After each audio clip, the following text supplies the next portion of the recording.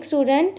हमारा क्षितिज का चैप्टर 2 राम लक्ष्मण परशुराम संवाद चल रहा था, जिसमें हमने 2 काव्यांश कर लिए थे। अब हमारा तीसरा भाग है, जिसमें राम लक्ष्मण और परशुराम के बीच में आपसी संवाद हो रहा है, जिसमें लक्ष्मण परशुराम जी से कह रहे हैं, बिहसी लखनऊ बोले मृदुबानी, अहो मुनीसु महावट मानी। लक्ष्मण कह रहे हैं अपनी मीठी वाणी से कि अहो मुनीसु, हे मुनि, मैंने आपको महावट मान लिया है, यानी मैं जान गया कि आप महान योद्धा है, मुझे मालूम है इस बात का। पुनि पुनि मोहि दिखाव कुठारू, लेकिन आप मुझे पुनि पुनि यानी बार बार, मोहि यानी मुझे, दिखाव कुठारू यानी आप मुझे अपना बार बार फरसा क्यों दिखा रहे हो, अपना हथियार बार बार मुझे क्यों मारने के लिए दिखा रहे हो। चहत उड़ावन फूकी पहाड़ू, आप तो मुझे बार बार ये हथियार ऐसे दिखा रहे हो जैसे कोई फूक से पहाड़ उड़ाना चाहता है, जो कि मुमकिन नहीं है। इसी तरह आप भी मुझे ऐसे नहीं मार सकते। यहाँ कुम्हड़ बतिया को नाही, जे तर्जनी देखी मरी जाई। अब लक्ष्मण कह रहे हैं यहाँ कुम्हड़ बतिया, यहाँ मतलब यहाँ पे कुम्हड़ बतिया एक पौधे के बारे में कहा गया है, जिसमें फूल अभी लगने वाले हैं, लगे नहीं हैं। उनकी तुलना की है उन्होंने कमज़ोर व्यक्ति से कि कुम्हड़ बतिया कोई ना, यहाँ ऐसा कमज़ोर कोई नहीं है, जे तर्जनी देखी मरी जाए। यानी कुम्हड़ बतिया एक पौधा होता है जिनके फल लगने वाले होते हैं, लगे नहीं होते हैं, या लगे होते हैं, शुरुआत होती है।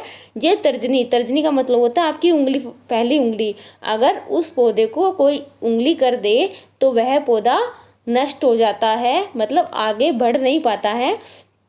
उसी प्रकार कह रहे हैं लक्ष्मण कि यहाँ पे आपकी बातों से डरने वाला यहाँ पे कोई नहीं है, कि जो आप मारने की बातें करोगे, जे तर्जनी देखी मरी जाई, आपकी सिर्फ इशारा करने से ही यहाँ पे मर जाएंगे, ऐसा कोई भी नहीं है। देखी कुठारू सरासर बाना, मैं कछु कहा सहित अभिमाना। मैंने आपके देख ली हैं कुठारू यानी फरसा, सरासर बाना धनुष और बाण भी मैंने आपके देख लिए, मैंने आपके हथियार देख लिए हैं। मैं कछु कहा, फिर भी मैंने कुछ कहा है, जो भी कुछ कहा है मैंने अपने अभिमान के साथ कहा है, यानी मैं आपके ये हथियारों को देखकर डर नहीं रहा हूँ।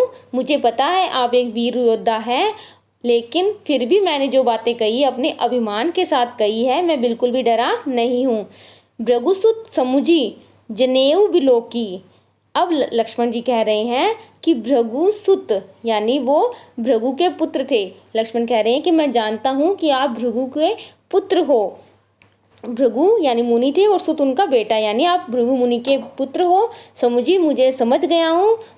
जनेऊ बिलोकी, और मैंने आपकी जनेऊ भी देख ली है।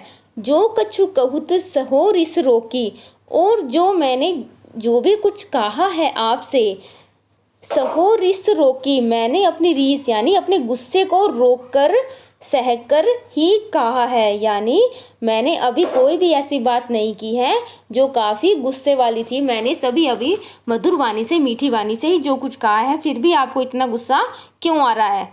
सुर महिसुर हरिजन अरुगाई, हमरे कुल इन पर न सुराई। अब लक्ष्मण कह रहे हैं कि सुर यानी देवता, महिसुर यानी ब्राह्मण, हरिजन यानी भगत, अरुगाई और गाय यानी देवता, ब्राह्मण, भक्त जो भगत है भगवान के, और गाय। हमरे कुल इन पर न सुराई, इन चारों पर हम अपनी वीरता नहीं दिखाते हैं, यानी हमारी ये नियम है कि इन चारों कुलों पर, देवताओं, ब्राह्मण, भक्तों पर और गायों पर हम अपनी वीरता कभी नहीं दिखाते। बंधे पाप अपकीर्ति हारे, अगर हम इनसे युद्ध लड़ेंगे, अपनी वीरता दिखाएंगे, बंधे पाप, पाप के भागीदार बनेंगे, पाप से बंध जाएंगे। अपकीर्ति हारे, और अगर इनसे हम हार गए तो हमारी अपकीर्ति होगी, हमारा यश नीचे गिर जाएगा, हमारी कीर्ति अपकीर्ति में बदल जाएगी। मारतहु पा परिय तुम्हारे, हमारे तो यह नियम है कि यदि आप मुझे अब मारेंगे तो भी हम आपके पैरों में ही गिरेंगे, हम आपके पैरों को ही पकड़ेंगे, हम आप पे वार नहीं करेंगे। कोटि कुलिस सम वचन तुम्हारा, व्यर्थ धरु धनु बाण कुठारा। अब वो कह रहे हैं लक्ष्मण परशुराम जी को कि कोटि कुलिस, कोटि यानी करोड़ों, कुलिस यानी वज्र जो इंद्र का एक हथियार था, मतलब कठोर हथियार, समवचनु तुम्हारा। लक्ष्मण अब परशुराम को कह रहे हैं कि परशुराम जी आपके तो वचन यानी आपकी तो बोली, आपकी वाणी ही इतनी कठोर है। व्यर्थ धरु धनु बाण कुठारा, आपने तो व्यर्थ यानी बेकार में ही धरु यानी धारण कर रखा है, धनु बाण कुठारा, धनुष बाण और फरसे को तो आपने, हथियारों को तो आपने ऐसे ही धारण ही कर रखा है शरीर पे, वरना आपके तो वचन ही इतने कठोर हैं कि सामने वाले को घायल कर दे, यानी आपको हथियार लेने की जरूरत ही नहीं है। जो बिलो की अनुचित कहूँ क्षमो महामुनि धीर, सुनी सरोष भृंग बंसु समनी, बोले गिरा गंभीर। अब लक्ष्मण कह रहे हैं जो विलोकी देखिए मुनि, अनुचित कहो, अगर मैंने आपसे कुछ गलत कहा है, क्षमो क्षमा करे, महामुनि धीर, धीर धारण करके हे महामुनि मुझे अब क्षमा कर दीजिए आप। सुनी सरोष, यह बात सुनकर सरोष यानी काफी गुस्से में आ गए।